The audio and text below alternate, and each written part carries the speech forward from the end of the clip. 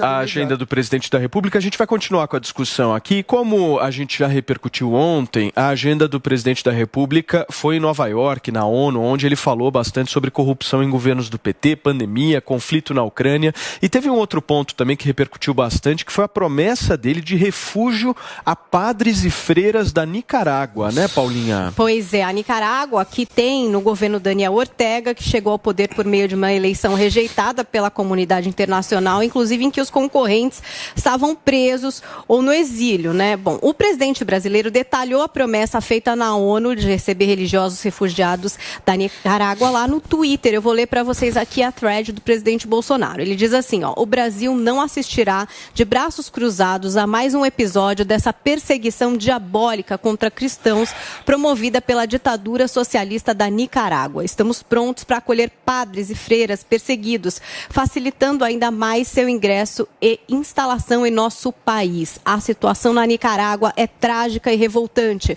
Rádios estão sendo fechadas, bispos católicos estão sendo presos e freiras da Ordem de Madre Teresa de Calcutá foram expulsos do país. São cenas tristes, mas que alguns, por afinidade ideológica, preferem virar as costas e ignorar. Assim como temos feito ao receber ucranianos, venezuelanos, haitianos e cristãos do Afeganistão, oferecemos asilo aos que hoje são atacados pelo ditador Daniel Ortega, na certeza de que todos serão recebidos pelo Brasil e pelo nosso povo com a dignidade e o apoio que merecem. O que ocorre hoje na Nicarágua liga um alerta para o mundo sobre a iminência de abusos ainda mais graves e desumanos. Afinal de contas, se nem as igrejas, cujo trabalho religioso e social são fonte de dignidade para pessoas, estão sendo respeitadas, quem estará imune a isso? E fecha aqui o presidente Jair Bolsonaro. Por isso, como líder máximo do Brasil, país que sempre defendeu e promoveu a liberdade religiosa e que se orgulha de sua formação cristã, me sinto obrigado a denunciar essa perseguição diabólica,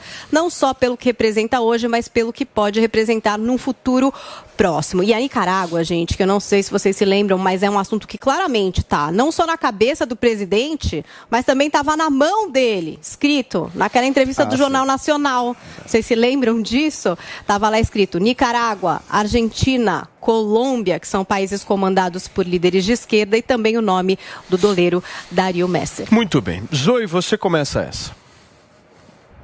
Paulo, é muito triste o que a gente está vendo aí, que está acontecendo na Nicarágua, né? As pessoas não são católicos como manifestantes que são contra o sistema de governo que tem hoje na Nicarágua. É muito triste ver essa perseguição.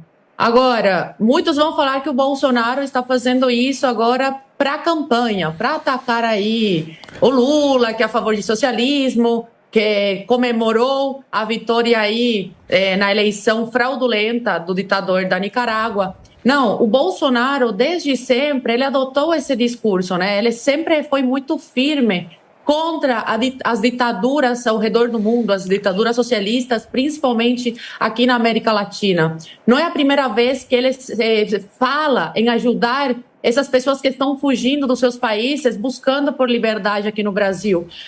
A Operação Acolhida, em Roraima, acolhe cerca de 600 venezuelanos por dia que chegam aqui ao Brasil. Hoje são milhões de venezuelanos que estão aqui no Brasil.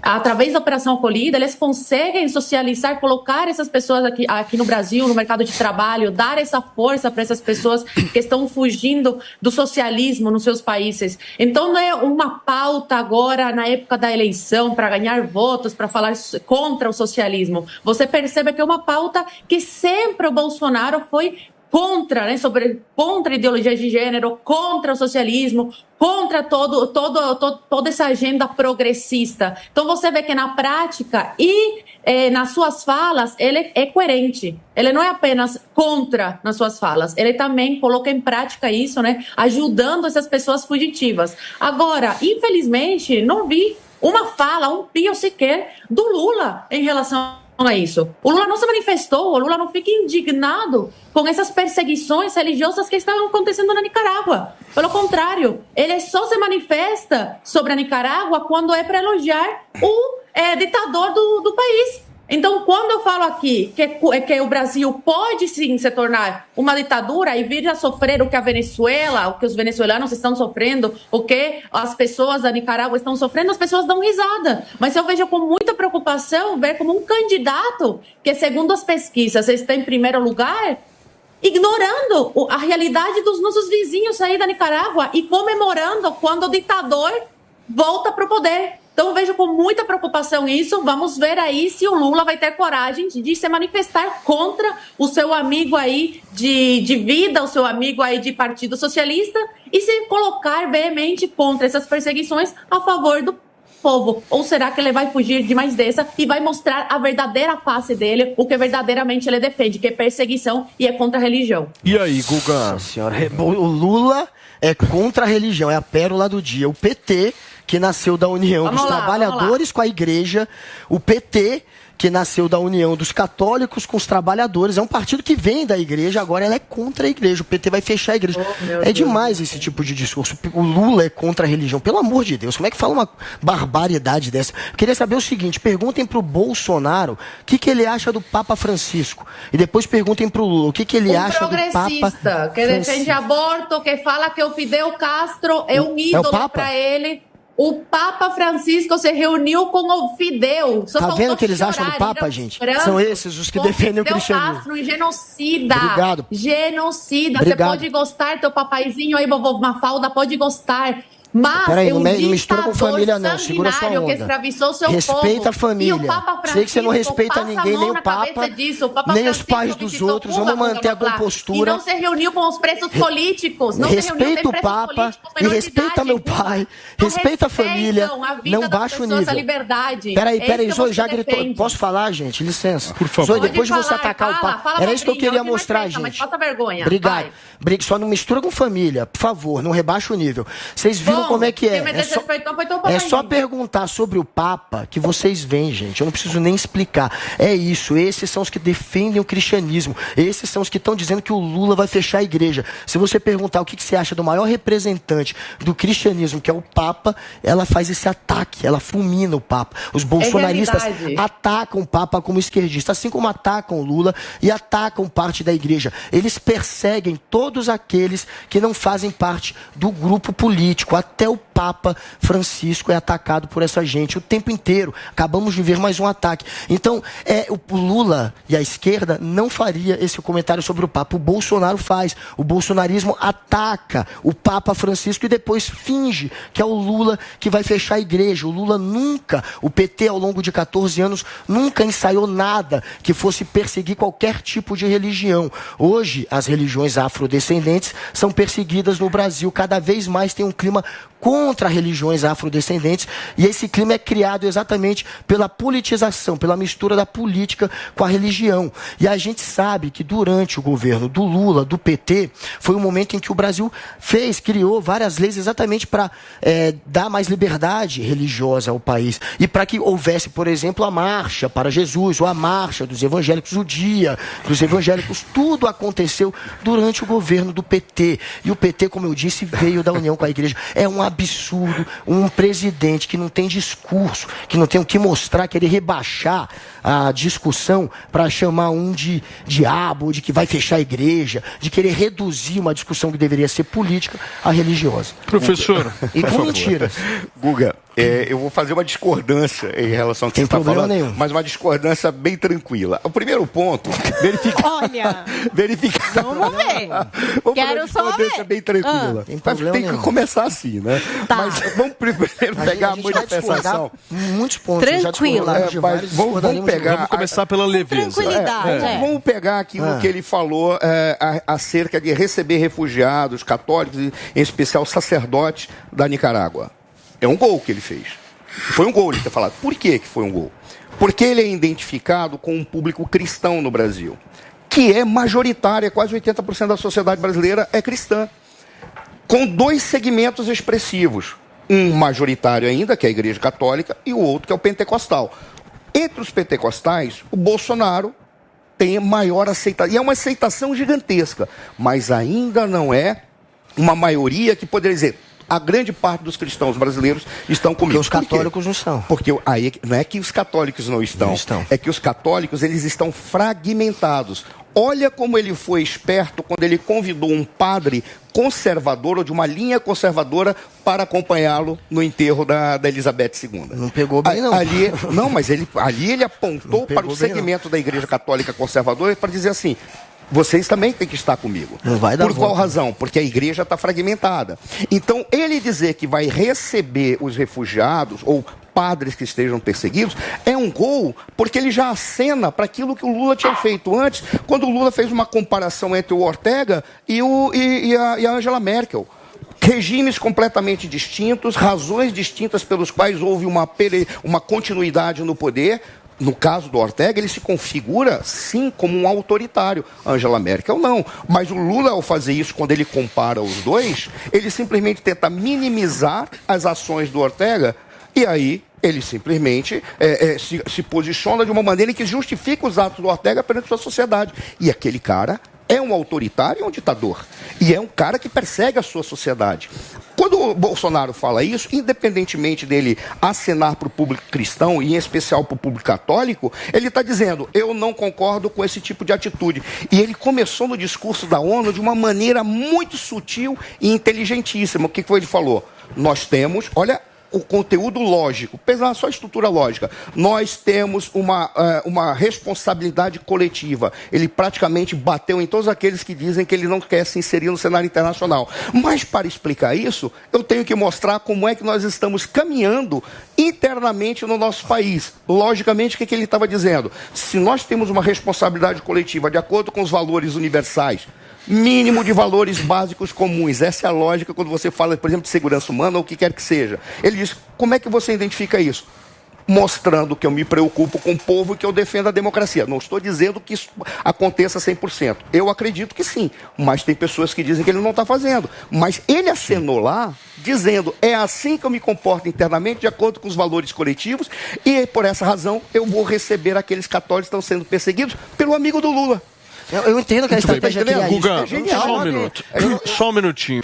Nós estávamos discutindo, Paulinha Carvalho, o professor Marcelo Suano começou como terceira via. Você acha que ele já desceu um pouquinho do muro para a direita? Eu acho que foi, hein? Eu tô sentindo que tem um banco ali que tá mais acessível e pode ser que até o fim do programa ele aterrisse. Eu fiquei...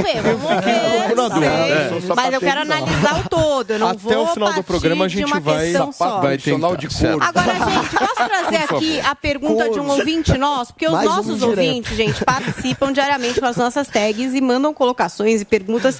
Eu tenho que trazer aqui pra gente. Então, dessa vez tem o Barral, mandou aqui pra gente. A Paulinha, pergunta para os comentaristas se o presidente vai oferecer refúgio para os cristãos da Arábia Saudita também. Boa. É a pergunta do nosso ouvinte aqui. Essa pergunta é porque o Bolsonaro, ele é muito amigo do ditador da Arábia Saudita, aquele que esquartejou um jornalista e que proíbe também e que persegue cristãos. O Bolsonaro tem se manifestado, quando ele usa o termo cristofobia, ele tem se manifestado contra a perseguição de cristãos em qualquer lugar do mundo. Mas aí ele só fala da Nicarágua, entendeu? Porque aí ele tenta misturar com a esquerda. Mas ele não fala daqueles que ele abraça. Ele já o Eduardo Bolsonaro tem foto. Já se manifestou no Oriente Médio. Olha, da perseguição dos cristãos. E só mais um detalhe que a gente precisa falar, gente. O Papa, claro, que ele não é a favor do aborto.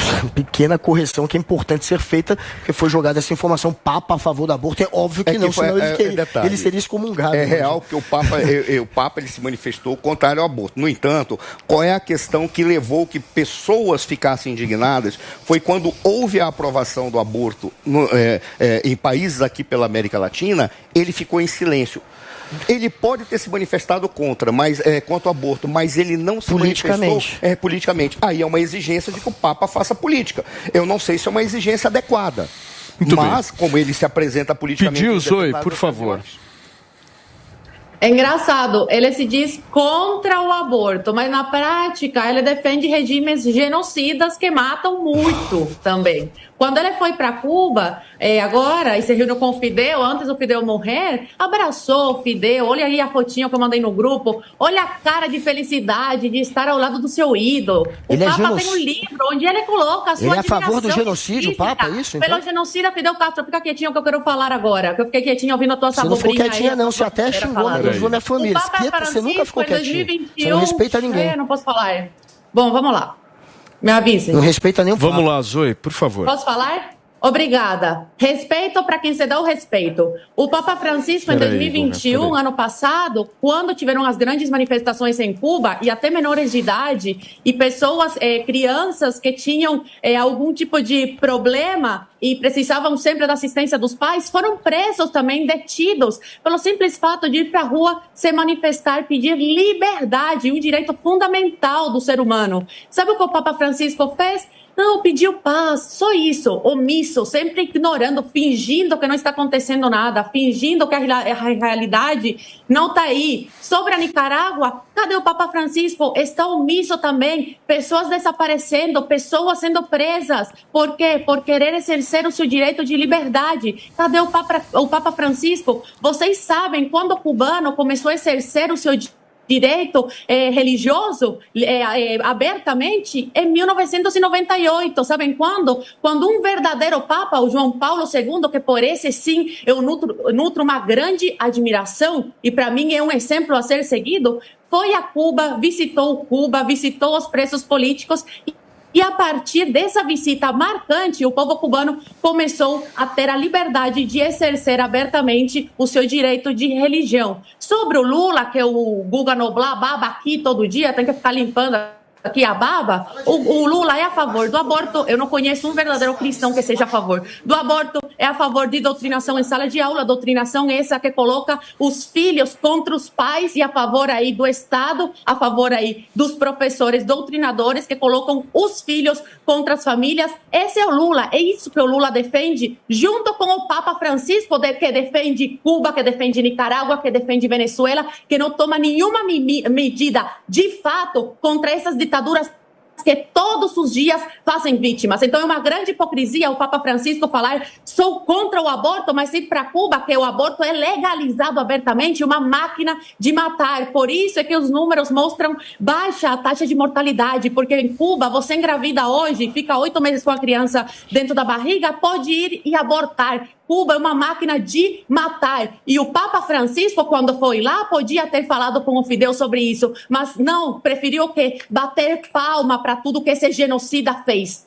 Você tem que ter responsabilidade, rapidinho, deixa eu só falar uma coisa. Eu entendo da indignação da Zoe e de que ela compreenda que o Papa poderia se posicionar de diferentes formas. Mas eu só vou trazer aqui a fala do Papa Francisco, só para a gente deixar esclarecido. É uma fala que ele fez, eu vou trazer 2 ocasiões aqui em 2021, então ele estava dizendo ali, conversando com profissionais de saúde, inclusive defendendo que esses profissionais de saúde pudessem recusar a fazer o procedimento do aborto, que ele define como homicídio. Ele diz, sobre o aborto, sou muito claro, trata-se de um homicídio, não é lícito tornar-se cúmplice. Nosso dever é estarmos próximos das mulheres para que não chegue a pensar na solução abortiva, que na verdade não é uma solução. Repetindo o que ele tinha dito no mesmo ano anteriormente, dizendo que aborto é mais que um problema, é um homicídio. Quem aborta, mata. Então, são falas aqui só para a gente trazer para a discussão do Papa Francisco. Para fechar, a gente vê que o ódio à esquerda, o ódio político supera o amor à religião, né? O amor ao Papa, ou